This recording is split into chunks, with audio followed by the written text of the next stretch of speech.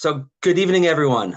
Whether you're joining us from the bright lights of the Big Apple or from the banks of the Kennebec River up the East Coast, we are so glad to have the hundreds of you from Jewish communities around the country join us for our very first SAPIR conversation in the evening. We typically do these in the middle of the day. So for those of you who are newer to the SAPIR community, first of all, welcome. We see you and we're happy to have you here. SAPIR is a quarterly journal devoted to conceptualizing ideas for a thriving Jewish future. And our series of virtual conversations, what we're doing right now, is an effort to lift the words off of the page and to unpack some of those ideas with the authors themselves.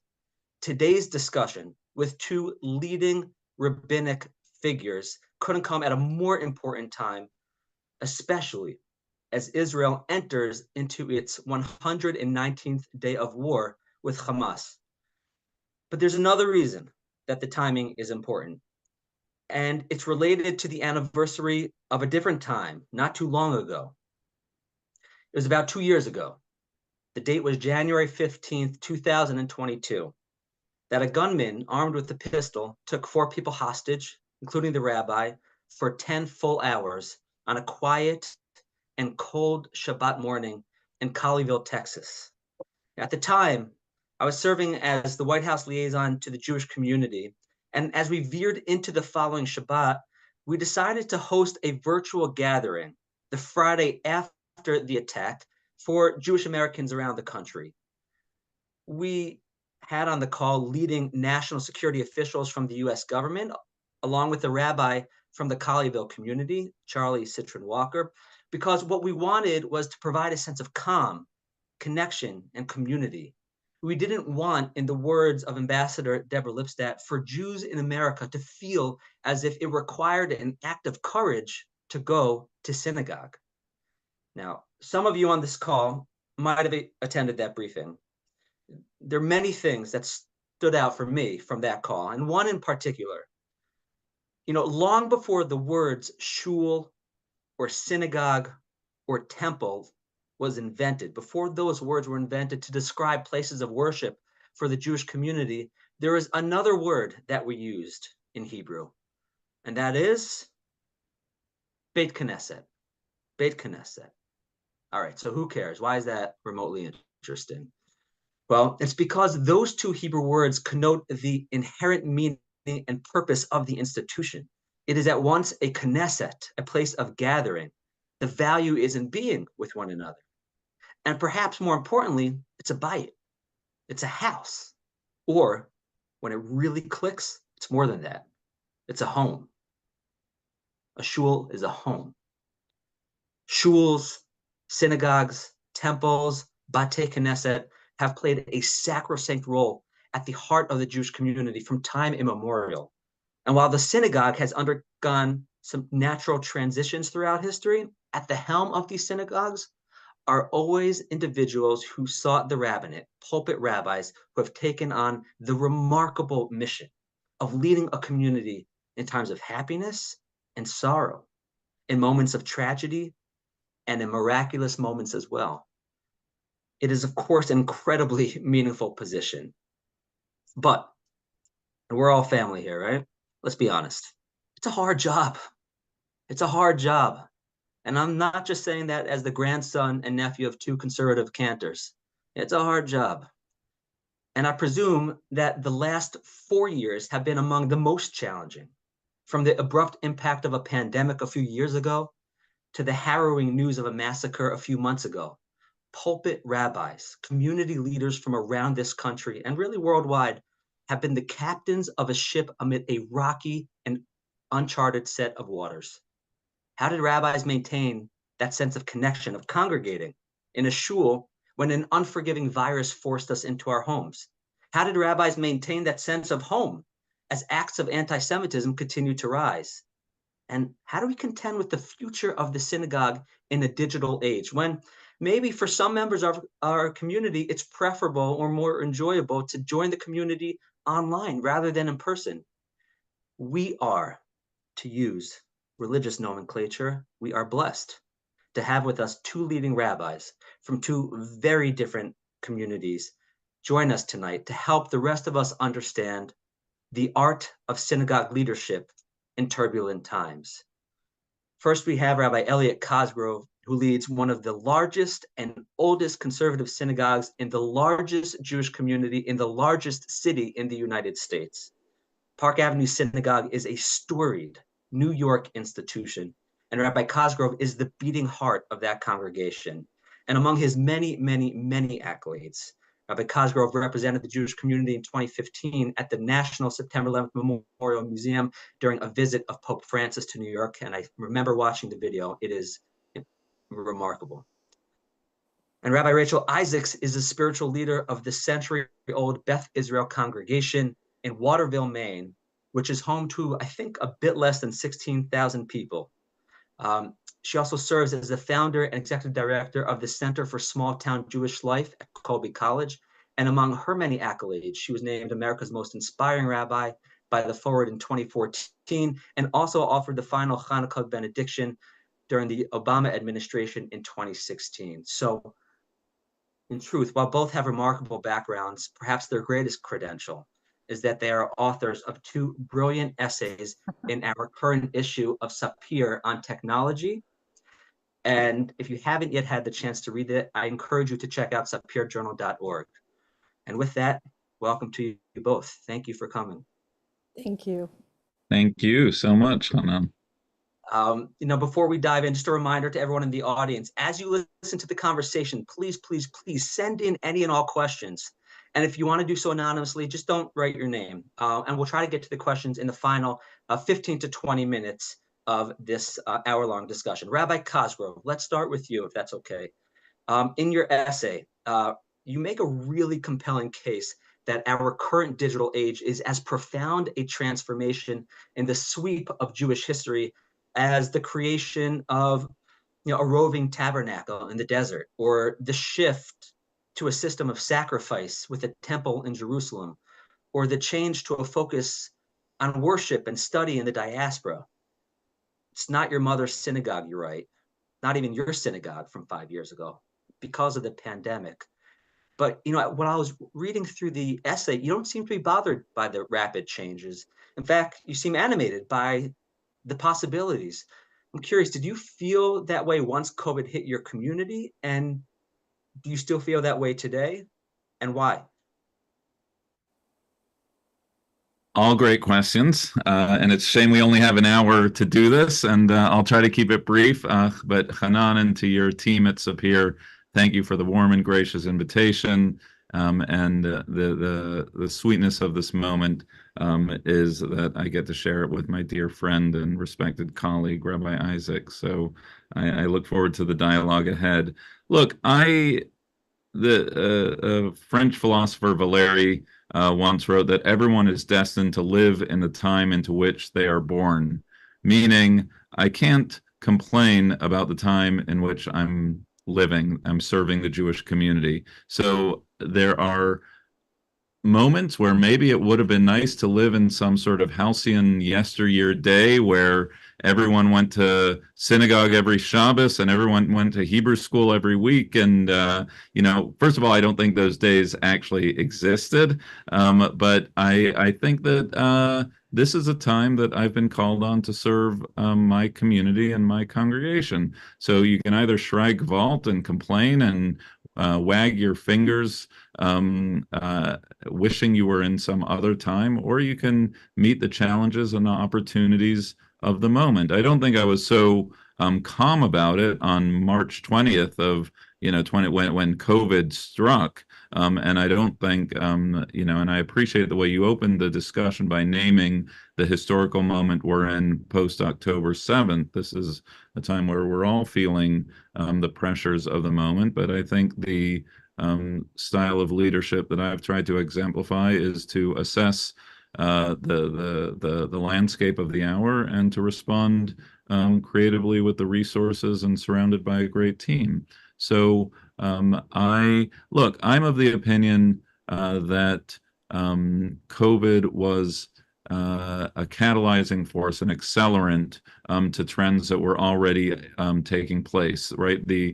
People were talking about disintermediation long before COVID, the idea that the membership patterns of people joining synagogues, the manner by which communities, you think of books like Robert Putnam's Bowling Alone, you think about the idea that people are accessing information in on their iPhones. Ask my kids, as I noted in the article, when's the last time I asked them, actually, I have 4 college-age kids, when's the last time you checked a book out of a library? It's all online now. Everything's on Canvas, everything, how we access information. These were not COVID innovations, but what COVID did was they forced a question, they normalized things. So 5 years ago, we would have never had this discussion here online as we are right now, but it's become normalized. The very structure of tonight's program is a byproduct of the cultural learning curve that we all learned how to breathe underwater, and now we're taking the learned lessons into the future. So I mean, we'll get into it in the conversation of what stays and what goes and what the pluses and minuses were. In the moment, it was, I thought it couldn't get worse, and it got worse with October 7th. In the moment, I was not calm about it. The community was not calm about it. Rabbi Isaac's article really talks about some of the trauma of that time as felt in the lived lives of communities. But I feel very proud of the way my community did and continues to pivot in response to the onset of the digital age.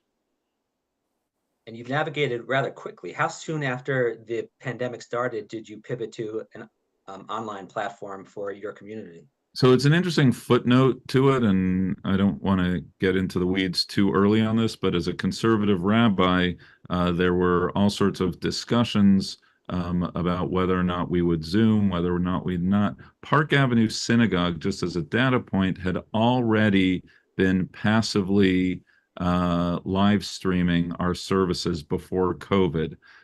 It was intended for the homebound senior, the grandmother who couldn't fly in for the kid's bar mitzvah from Florida.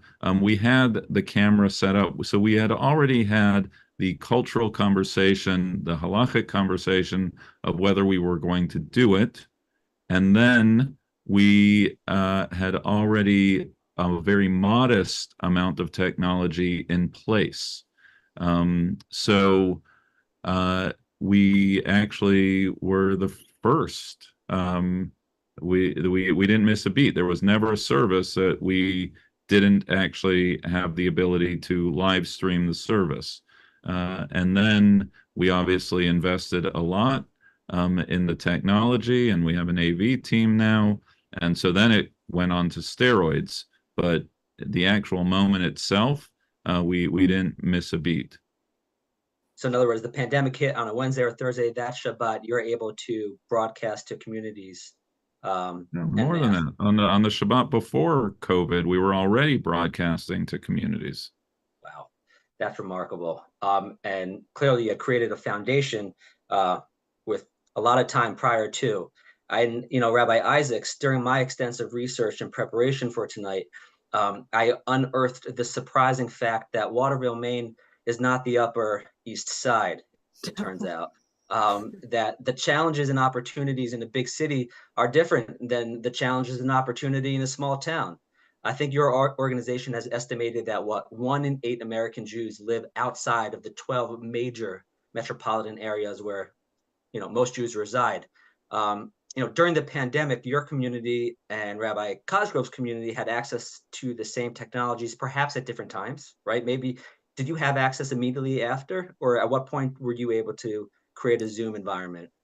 I had the ability on my laptop from my home to start having services over Zoom and stream on Facebook, but the synagogue did not have any ability to stream or get online other than from my personal laptop. Actually, we still don't have that capability, Our synagogue is finishing up a renovation and we put in a camera. So that's something new, but it's very difficult to get functional internet in Waterville. Part of the reason why I'm speaking to you right now from Colby College is that the internet in my home isn't reliable enough for this conversation. So we had to go about other means to keep our community together, aside from very low-tech Zoom calls from our home in Waterville. Yeah, you actually write very powerfully about this in your essay, that at some point, and I think it was around Simchas Torah 2020, but you can correct me if I'm off base, you opted actually not to rely on Zoom services, even though, as Rabbi Cosgrove just mentioned, there were discussions about this within the broader conservative movement, and it was blessed ultimately by the conservative rabbinic leadership. So, but you chose to hold services in person and outside. Why? I mean, I wrote about this in the essay. I think Judaism is an embodied faith. I think that there is an element to Jewish community that has to be lived physically and communally, which doesn't mean that I'm totally against the internet or that we don't do anything online. We had a major snowstorm last week and I didn't want anybody making an unsafe decision, so I broadcast from my home. So I don't think it's either or, but I didn't want our community to go completely online because it was unsure to me how we would ever go back in person if we became a totally virtual community, as many synagogues did. And what I heard from my congregants time and time again was, I miss being together. I just miss the physicality of being together. Shul doesn't feel like shul online. And one of them actually said, I'm losing my stickiness to the community. And I heard this, and I also saw my preschool age children start to suffer immediately from their inability to go to school in person. They go to, or they went to a preschool called Educare, which is Head Start in Waterville. 90% of the kids are low income, 10% are above the poverty line. And they tried to move preschool online. And it didn't work. First of all, the teachers didn't know how to use Zoom because a lot of people in Waterville, especially working class people, didn't even have laptops in their houses. And it doesn't work for 3 and 4-year-olds. My eldest would get angry and she would say, this isn't school. This isn't school. And so anytime she saw FaceTime, she would actually start screaming. I mean, it was really that visceral.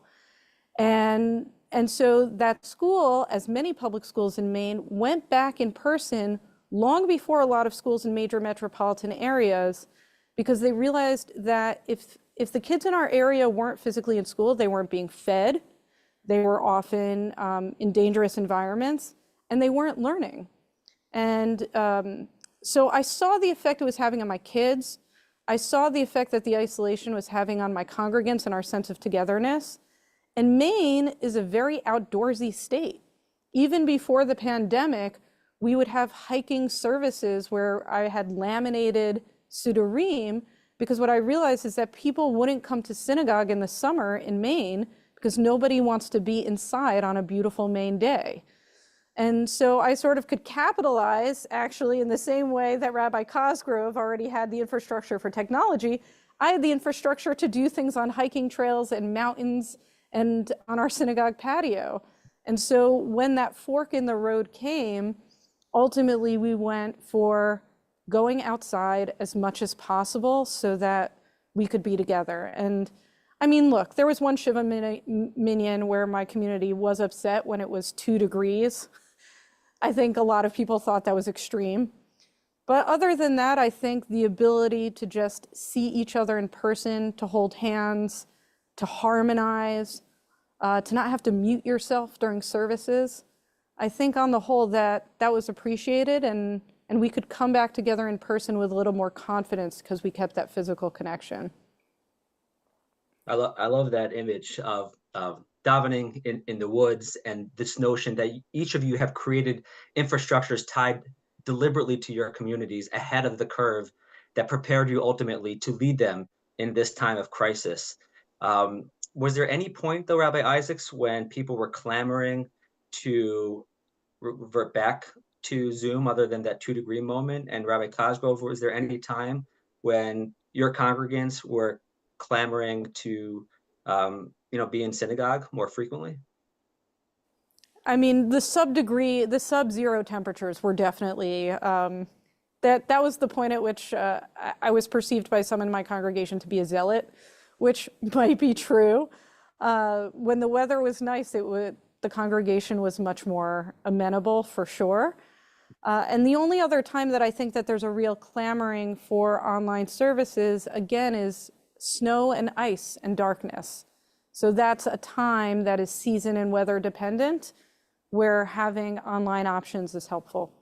Right. Yeah. I think from the get-go, people anticipated the moment that we could all be back together. I don't think there was ever a time where we thought that, Chanan, as you opened up this evening's discussion as a synagogue defined as a Beit Knesset, a house of gathering, I think we all intuitively understood that. And I think that Rabbi Isaacs I agree with her 100% that the value proposition of synagogue life is to be in community, in physical community with other people. It's better with others. And if any, I don't know if I differ with her. I'm just offering, I suppose, a texture to it is the Zoom community, or the Zoomification of synagogue life, clarified the countercultural proposition of synagogue life, in the sense that people understood that we had to get back to minyan, we had to get back to kibitzing at Kiddush, we had to get back to singing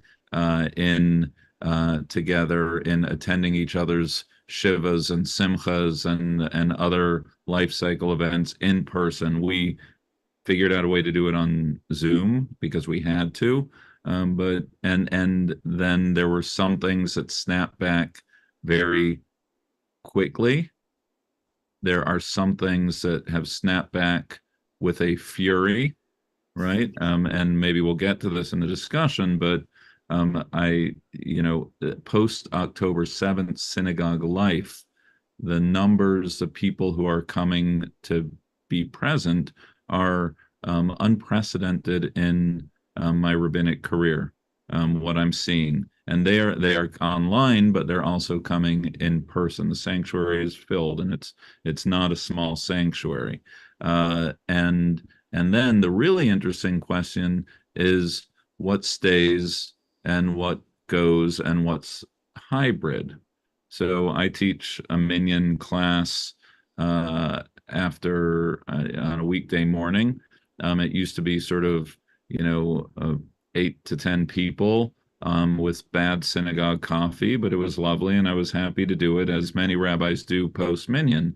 Now I teach it, and there could be 70, 80 people online at 8 in the morning. There could be, or Zoom screens, and there are far more people in person because people sort of rotate in and out. And I have the Al camera set up there, and I'm teaching, and everyone gets what they want. So, and I could give many examples of that as well.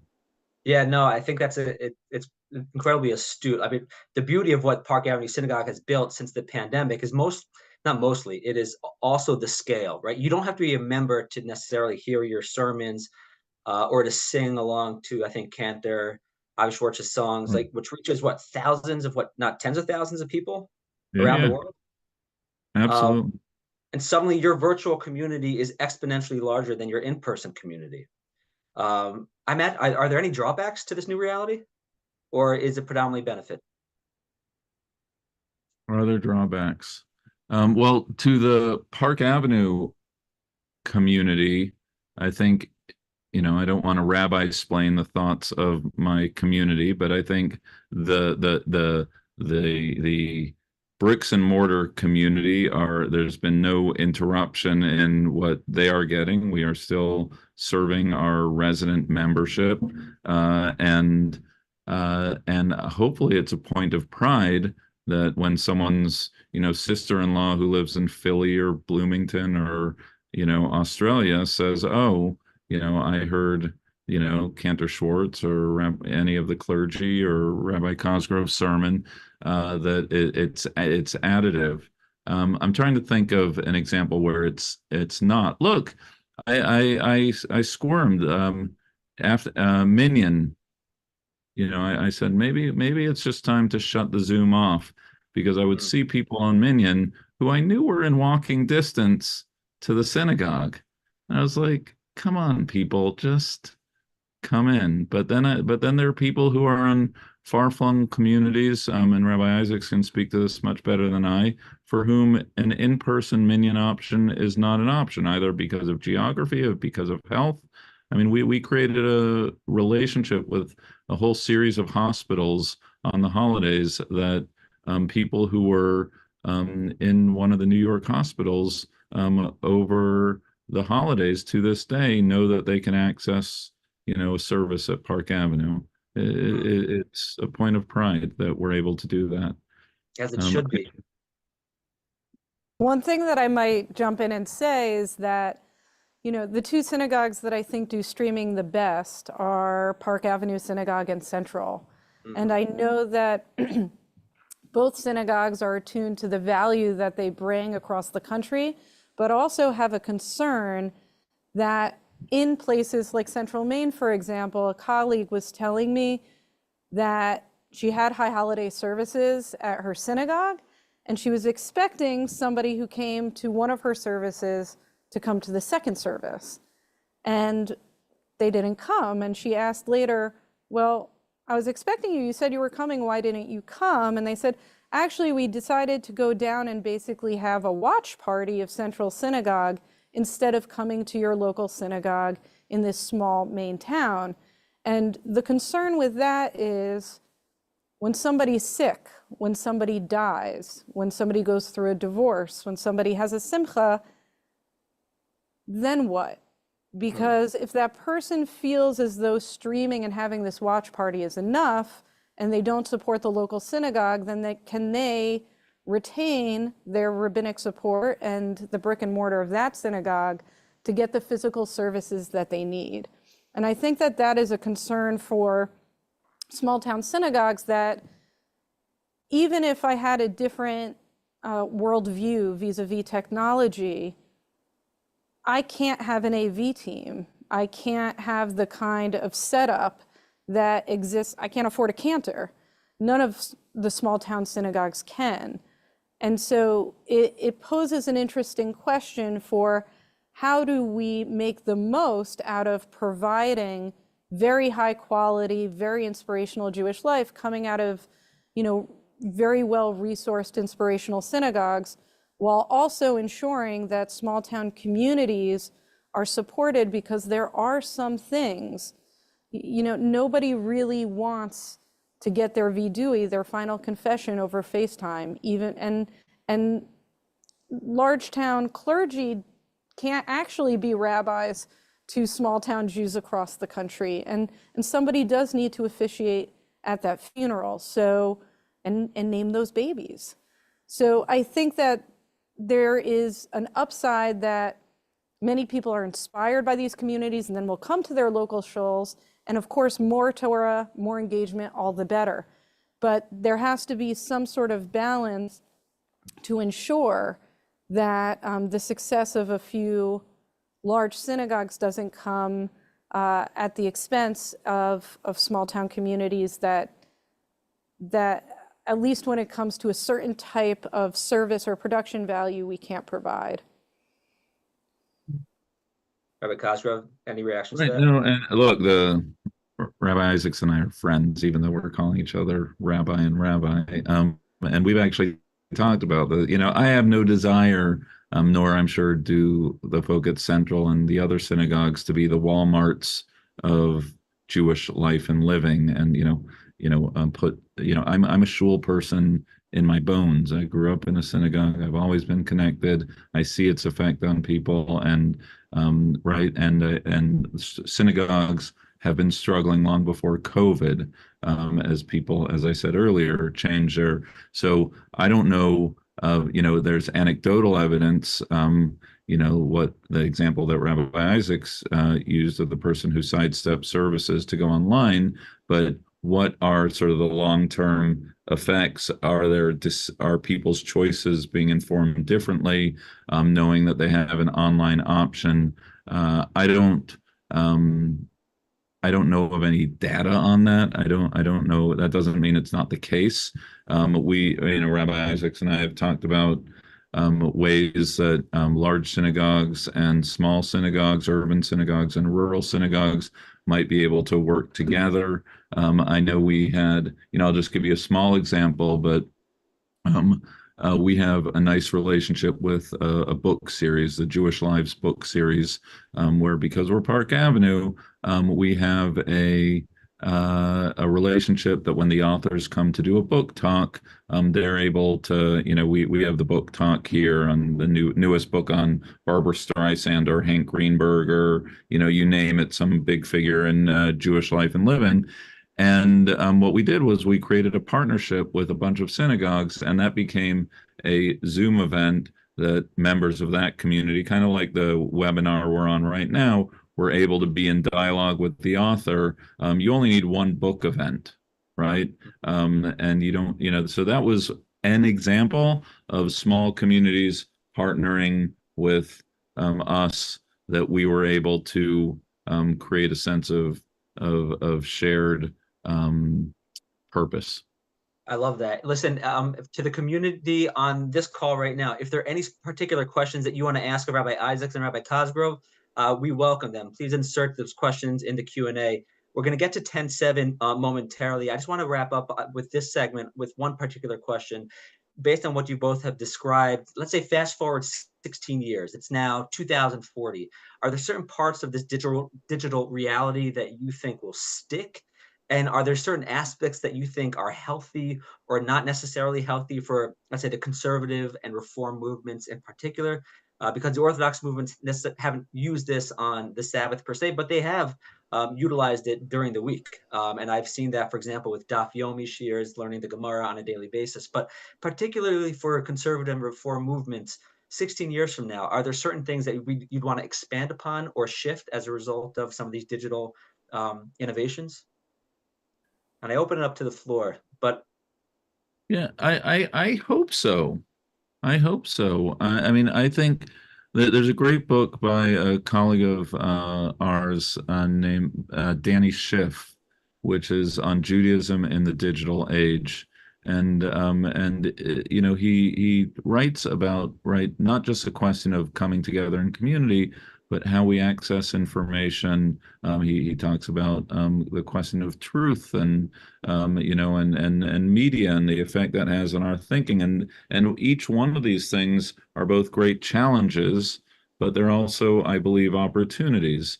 And so it's not given at Mount Sinai that thou shalt go to Hebrew school in such and such way, right? If it's discovered, as is happening in secular education, that there are new modalities of learning that can be made available by way, right? Why wouldn't we apply that same wisdom to how a kid learns to decode Hebrew or, participate? We still want everyone together for the Israel Day parade or whatever it might be, right? There's value, as Rabbi Isaac said, in being in person, but and then there'll be challenging moments. I was in a Reform synagogue the other month, and they had the words of, they were de-sidured.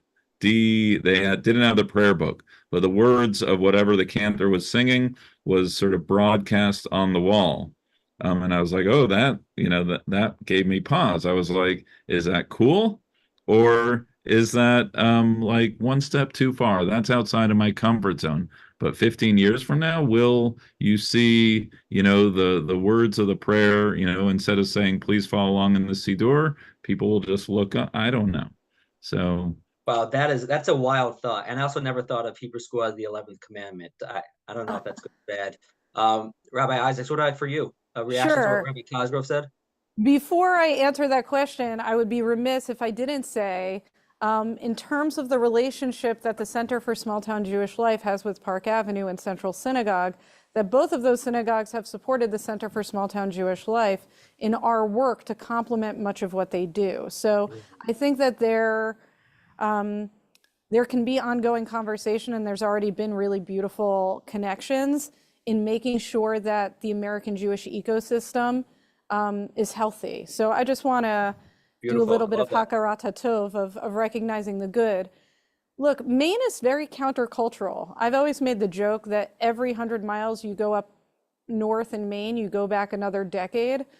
So current events affect us, but I like living in 1997, and thankfully in Waterville, I can still be here to a certain extent. Maine is a place, especially central and northern Maine, is a place that generations of Jews have gone to resist modernity. So in the 1970s, there was the Back to the Land movement that is in many ways still the heart and soul of my synagogue at Beth Israel. And what we're seeing right now is another wave of the Back to the Land movement of young Jews in their 20s and 30s that are homesteading and starting up farms, very active in organic farming, in the cannabis industry, in the farm to table movement.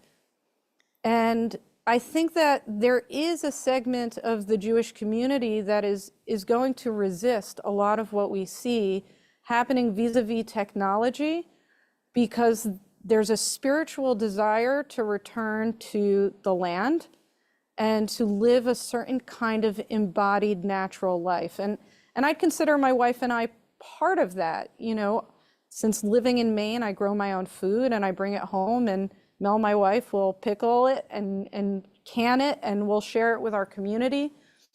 So I think that in rural life, especially for my congregants that live 2.5 hours away, I've been using the internet and the phone in order to train kids for B'nai Mitzvah long before the pandemic, to connect with the snowbirds that go down to Florida. I was doing that long before the pandemic. But I also think Maine and rural America, especially people who live intentionally in rural areas, will be the people who embrace what I would say is a friction, a productive friction of living a defiantly embodied and countercultural life. Alana Newhouse wrote a beautiful piece in Tablet about how everything is becoming flat, everything is becoming seamless and efficient and clear.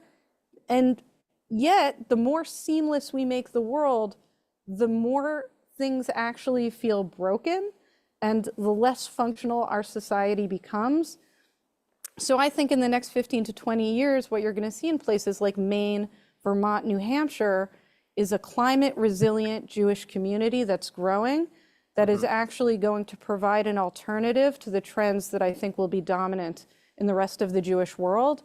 And I would just say that's a different way to parse the Jewish world, not by denomination or even approach to halakha, but rather a different approach to modernity. That's you've heard it first, folks, right here. This is what will take place in 2040. It's hard to prognosticate, and there's a challenging question, but I appreciate the responses. And in fact, it'll look slightly different in different parts of this country, ways that'll be emblematic of those communities. But I want to pivot to the events. I'm feeling very self-conscious because the rabbi grows her own, and I like order from Instacart here. I no longer even go into the supermarket. I just but you got some great restaurants right at Cosgrove in the neighborhood. So that's something. That's not so much. You're not okay. So the options for different types of people, different communities. It's been a tough 4 years, not just because of the pandemic, but because to get a little bit more serious about what happened on October 7th. And Rabbi Cosgrove, you've been hailed in the Jerusalem Post as having stepped up like few others. In fact, they called you a wartime rabbi and commended you for leading the unprecedented effort, really unprecedented, at raising $18 million within a couple of days and 2 weeks, I should say, after your Yom Kippur appeal. There was no rest for the weary, and that's probably an understatement.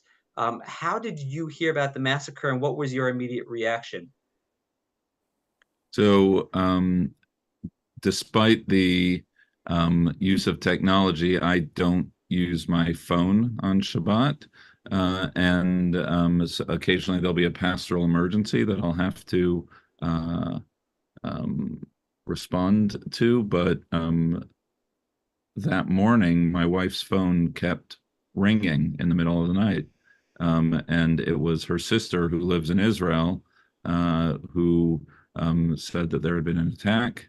The sirens were off and were ringing, and my nephew was actually home that Shabbat, and he was called back into service to return immediately. So that's how I actually heard the news. And so, very personal, very deeply felt, and he remains in Gaza as a soldier in the IDF right now. So the response of the community, and people use different terms for it, the Great Awakening, our tribal moment, an epic defining pre-October 8th and October 7th and post-October 7th.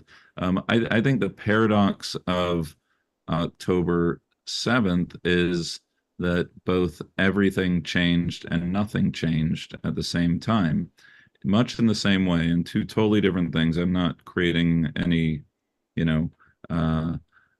false equivalence here. But in the same way that the very trends we were discussing 10 minutes ago about disintermediation and digital age preceded COVID, let's not pretend that anti-Semitism didn't exist, that American Jews weren't figuring out their relationship with Israel, that there wasn't a blurring of line between anti-Zionism and anti-Semitism, that, all these questions we're asking now on steroids did precede October 7th. Now it's happening in this very urgent and acute way under the shadow of war. And as you indicated, Chanan, not that any of us would have wished any of this, but there has been a very affirming surge of Jewish identity by way of worship, by way of attendance on synagogue programs, education, philanthropy, you mentioned, Israel trips. Every trip we offer is sold out a few hours after we do it for solidarity missions to Israel.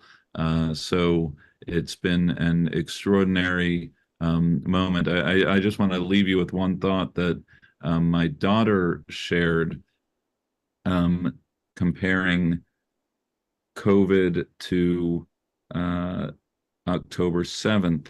She said the thing about COVID was that we were all physically not in the places we should be, but we were emotionally or communally together, right? We were separate, but we were together.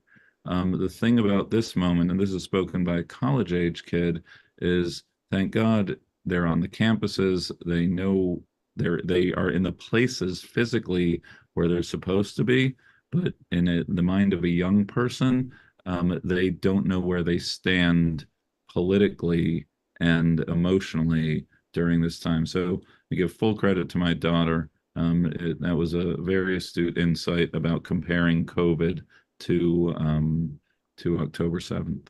There's a lot of wisdom in that, undeniably. Rabbi Isaacs, just building on that, the news of the massacre didn't just happen at any time. It took place on Simchat Torah, right? The pinnacle of our happiness. How did you balance that gravity of the news with the grandeur of the holiday? Yeah, so I remember walking into synagogue on Shmini Atzeret. My phone was also off.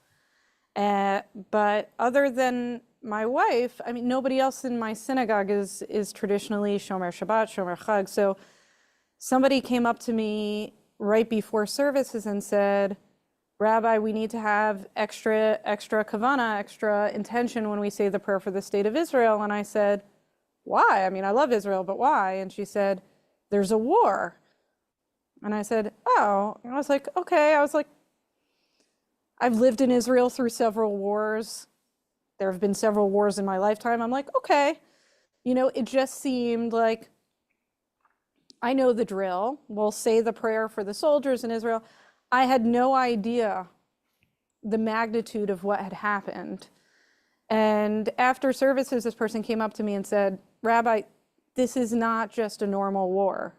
This is not normal. And so I was anxious all day at Shul, and usually I would keep off my phone for the second day of Chag.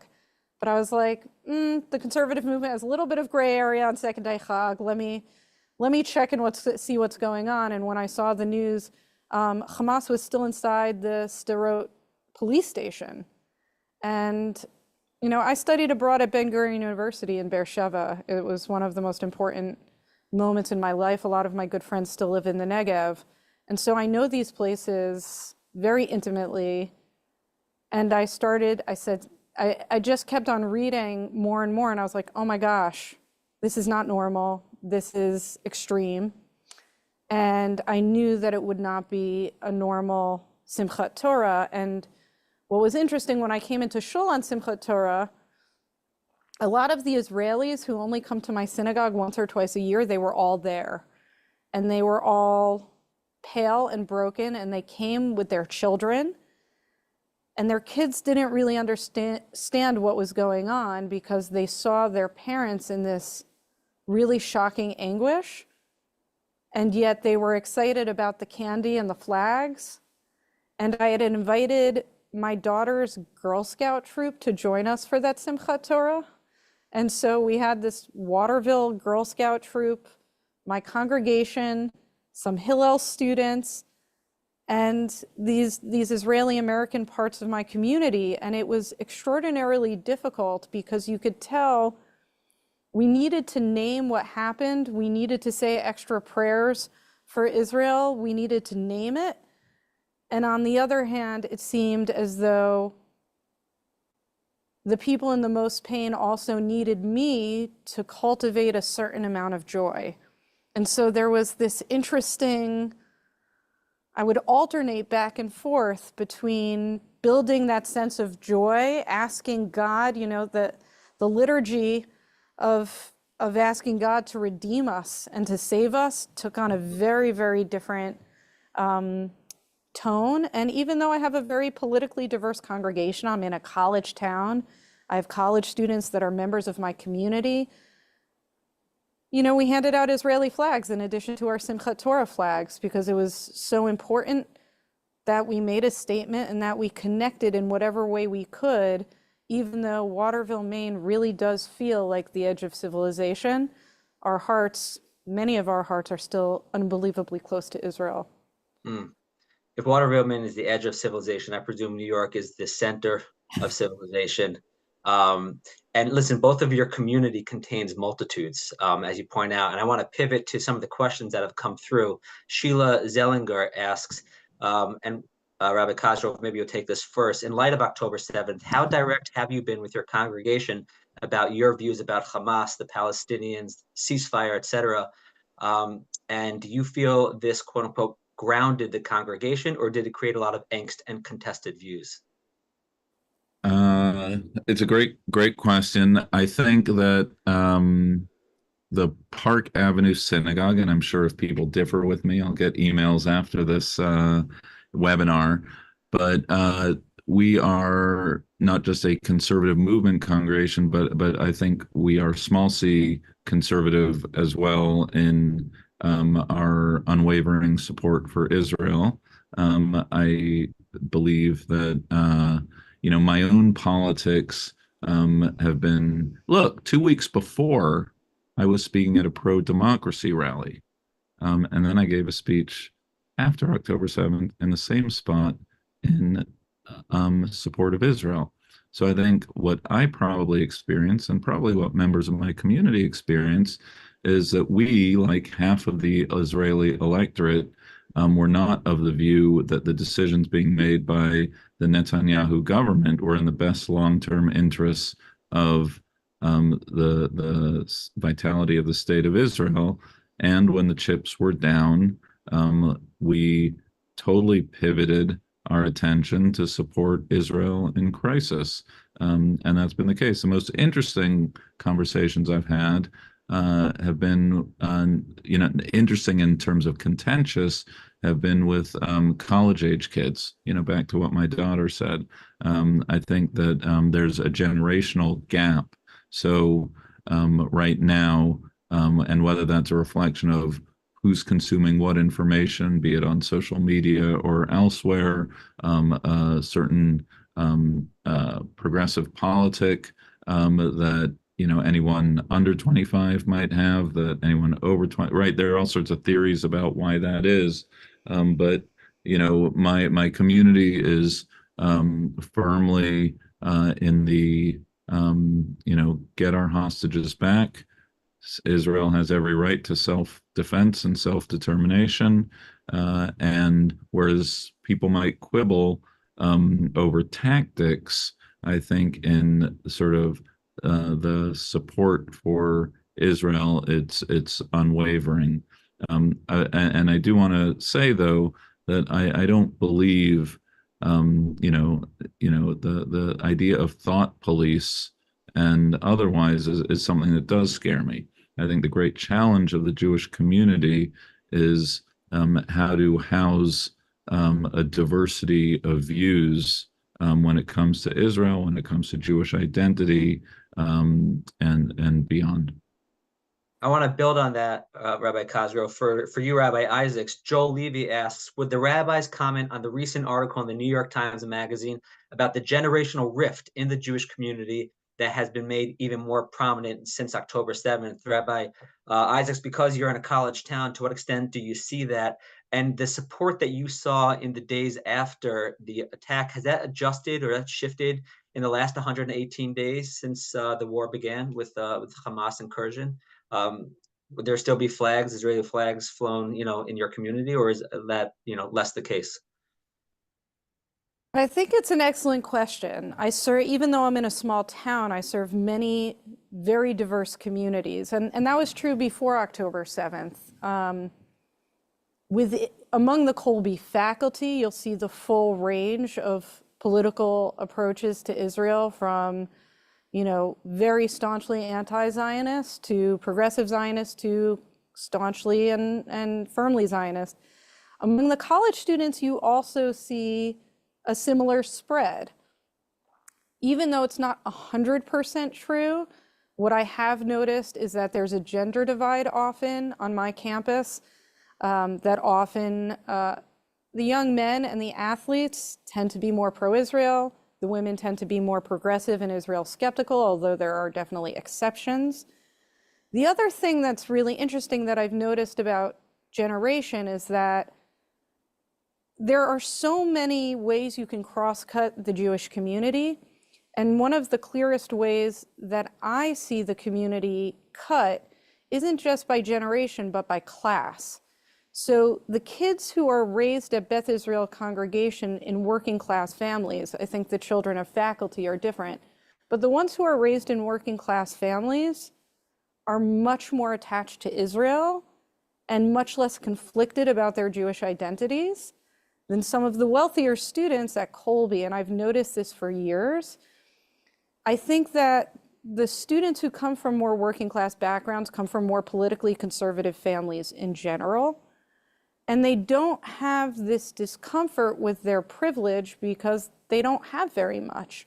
And so they don't link their Jewish identities with a sense of privilege or a sense of whiteness in the same way that my students who come from wealthier areas do. And when I brought my congregation to Israel, which was a very interesting experience, I brought some of the kids from my Hebrew school with me.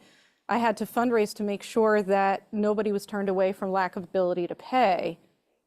The connection that they felt to Israel was so intense because they grew up so isolated as Jews that when they got to experience a Shabbat in a city full of Jews, it was so transformational for them, much more so even than I was raised on the Jersey Shore, right? I grew up in a town that was 50% Jewish. I was raised in a Zionist family. I love Israel very much. But I know what it's like for my public school to be canceled on Shabbat, or on high holidays rather. I know what it's like at the public school cafeteria I grew up in. They served matzah pizza over Passover.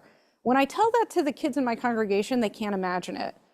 And so when they went to Israel, it just affected them so deeply that there's a place they get to be normal.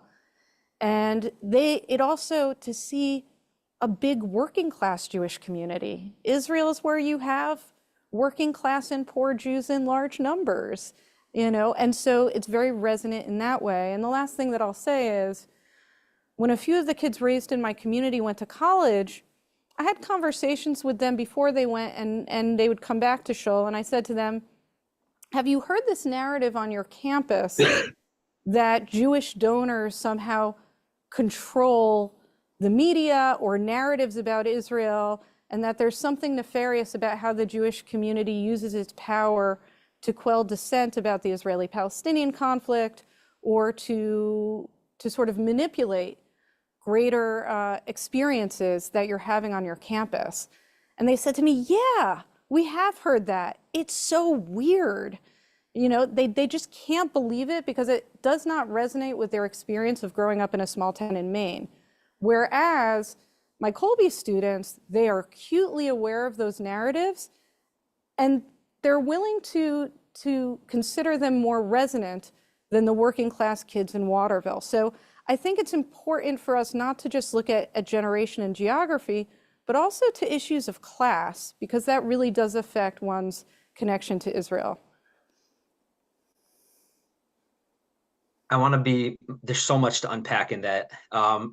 Both of your comments, I'm mindful that we are almost at time.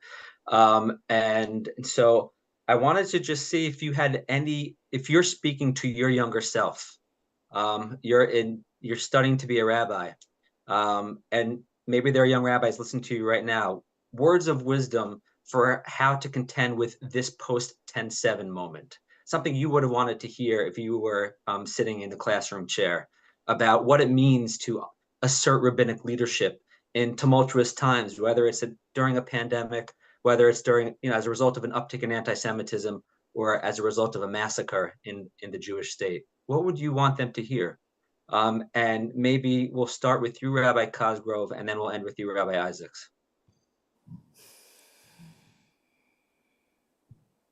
Look, if there is a young person contemplating rabbinical school or in rabbinical school, making sense of this moment, then you should know that I have the best job in the world, and Rabbi Isaacs has the best job in the world. And that whereas we, none of us, no human being would choose the challenges of this post-October 7th moment, to be able to comfort a community, to shepherd a community, to speak to the issues of the day, to insist that our Judaism not be defined by the anti-Semites, but rather to create a joyful, dynamic, and textured connection to the tradition. I can't think of a better way to spend my life. I love that, Rabbi Cosgrove, and it reminds me of, I got to spend 2 years at HUC before I went to JTS, so I got the best of both worlds of reform and conservative training.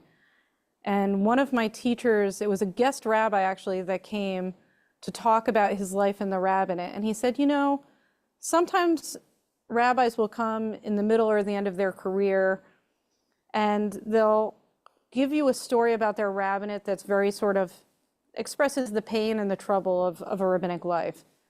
And he said, but I also want you to hear what I'm about to say to you. He said, being a rabbi is the best job in the world because you get paid to do mitzvahs. And I think about that all the time. I wake up and I get paid to do mitzvahs, right? And I work in an area where most of my daughter's friends' parents work at paper mills if they're not working at Colby College. And I get paid to do mitzvahs and teach Hebrew.